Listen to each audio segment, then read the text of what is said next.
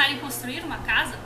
Já pensaram como é difícil transformar a planta de uma casa em uma construção real, utilizando planos, pontos, retas, medidas? Que temos que descobrir vetores, existem contas muito malucas para se fazer? Então, hoje nós iremos descobrir como. Os conhecimentos de geometria analítica têm diversas aplicações em diversas áreas. O nosso cotidiano está presente em mapas e em sistemas globais de posicionamento, que são GPS. E apresenta também aplicações na física e em diversas áreas da engenharia. Baseando-nos principalmente no conhecimento do espaço euclidiano, analisamos matematicamente os pontos fornecidos para mensurar as dimensões de uma casa e elaborar sua construção em escala ampliada. A partir dos resultados, foi possível visualizar a relação existente entre a teoria e a prática. O objetivo desse trabalho é fazer o uso dos conhecimentos em matrizes, vetores, planos e ângulos entre planos e vetores para mensurar as dimensões de uma casa, promovendo a sua elaboração e construção em escala ampliada. Os cálculos serão realizados a partir de coordenadas fornecidas no espaço euclidiano, utilizando assim os conhecimentos teóricos em uma situação prática. O embasamento para a resolução deu-se através de pesquisa teórica com enfoque bibliográfico, ou seja, livros, artigos científicos e notas de aula sobre planos, pontos, retas e operações vetoriais. Consideramos as operações aplicadas na álgebra vetorial para a resolução de problemas descritos relacionados à construção da maquete. Analogamente, foi levado em consideração os conhecimentos estabelecidos acerca dessas informações matemáticas. São elas: o estudo de formas vetoriais, que assume coordenadas no espaço euclidiano, estudo de retas e planos para o desenvolvimento deste projeto. O nosso artigo, ele busca um caráter explicativo, então a gente tentou explicar todas as contas para elas ficarem fácil de entender. Então a gente vai pegar agora e vamos fazer essas contas. Então, pessoal, no bloco 1, vamos utilizar os pontos C, G e F do telhado. Então, essa parte do telhado que a gente vai trabalhar agora. E vamos utilizar o ângulo para obter o ponto C, que nós ainda não temos. Então, para isso, a gente pegou um vetor GI e o vetor GH. Aí, a partir disso, utilizando a fórmula do cosseno, vetor V vezes U e norma de V vezes U, a gente vai encontrar o valor de C. Então, fazendo os cálculos, como a gente pode ver, substituindo os vetores que a gente achou ali em cima nas contas, a gente conseguiu chegar numa equação de segundo grau. A partir daí, a gente consegue encontrar o ponto C do telhado, que é 4,3 metros. Então, gente, agora que a gente já conhece o ponto C, esse plano que a gente está trabalhando, nós vamos encontrar a equação do plano. Para encontrar a equação do plano, nós temos que encontrar dois vetores do plano. Então, a gente vai pegar o vetor CI e o CG. A partir desses vetores, vamos fazer o produto vetorial entre eles, e o resultado desse produto vetorial nos dá o vetor normal ao plano. A gente vai utilizar esse vetor normal ao plano para substituir na equação do plano. Substituindo na equação do plano, a gente ainda precisa de um ponto qualquer do plano. Então, a gente vai pegar o ponto C.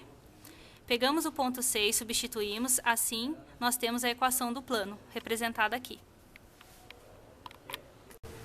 Bom, agora partiremos para a resolução do bloco 2. O que consiste o bloco 2? O bloco 2 ele nos pede para calcular, sabendo que o plano, passando pelos pontos C, D e F, é ortogonal ao chão, determine a coordenada y do ponto F. Bom, como o plano é ortogonal, logo ele é paralelo ao eixo Z. Para encontrarmos esse valor, faremos o vetor normal, ou seja, o produto vetorial entre DF e DC. DF consiste em F menos D, que nos dará o seguinte valor. DC, por consequência, será C menos D, que nos dará outro valor. A partir daí, calcularemos o vetor normal, ou seja, determinante entre os valores encontrados, que nos dá o seguinte valor. Bom, e sabendo o conceito de colinearidade entre vetores, temos que N, que é o vetor que nós encontramos, será igual a V, um vetor genérico, para que possamos encontrar o valor de B, ou seja, B é igual a 3. Bom, o bloco 3 é isso aqui. A chaminé da casa é formada por 4 retas ortogonais ao chão, passando pelos pontos J, K, L e M, situados na porção B, C, F e E do telhado. No bloco 3 nós vamos determinar as coordenadas Z destes 4 pontos, o perímetro do recorte feito no telhado para o encaixe da chaminé e a distância da chaminé até a calha CB, medida sobre o telhado. Bom, para encontrarmos as coordenadas, devemos calcular o vetor normal e assim montaremos a equação do plano a partir do vetor normal e de um ponto, no caso o ponto B. Ali, para encontrar BC, fizemos C menos B, para encontrar CF, F menos C, e para calcular o vetor normal, nós fazemos o determinante. Com isso, nós temos a equação do plano. E também os pontos J, K, L e M. Para o cálculo do perímetro, utilizaremos o conceito de módulo de vetor, definido por a raiz quadrada da soma das coordenadas do vetor e representado assim: V. Calculando ML, L menos M, nós temos que o módulo de ML é igual a 1 metro. Calculando MJ, J menos M, o módulo de MJ é aproximadamente 1 metro.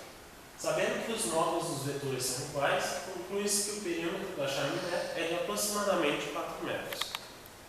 No C, determinaremos a distância, de modo que seja o menor possível, utilizando o ponto K até a calha CB.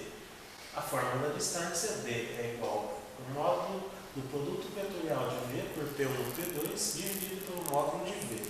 V é CB, P1 é o ponto K e P2 é o ponto da reta, que no caso é C.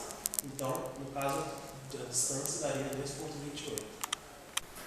Bom, agora eu vou mostrar para vocês o bloco 4. O bloco 4, isso. A porta de entrada da casa é formada por um arco de parábola de vértice M. A soleira da porta mede 2 metros. Determine a expressão completa que descreve o formato da porta. Bom, levando em consideração os conhecimentos de geometria euclidiana e tendo o ponto N, adotamos a soleira da porta, de 2 metros, como o eixo das abscissas.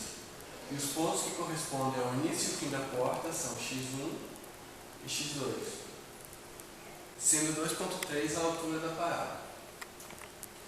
Já que a parábola não varia no eixo y, 20 torna-se constante, e, portanto, z vai ser igual a menos 2,3 multiplicado x menos 4 multiplicado x menos 6. Aplicando as propriedades distributivas, temos z igual a menos 3x ao quadrado menos 23x menos 55,2. Partiremos para a resolução do bloco 5. Escolha uma das paredes da casa e projete uma janela não retangular que ocupe entre 25% e 30% da área desta parede. Forneça todas as coordenadas ou expressões necessárias para a correta definição do seu modelo de janela.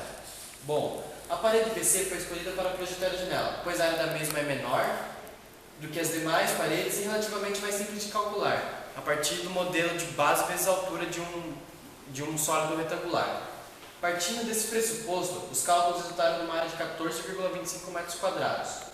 E sabendo que a área ocupada pela mesma deveria estar entre 3,56 e 4,27 metros quadrados, respectivamente, foi adotado o formato de uma elipse para sua construção, com área de 4,14 metros quadrados.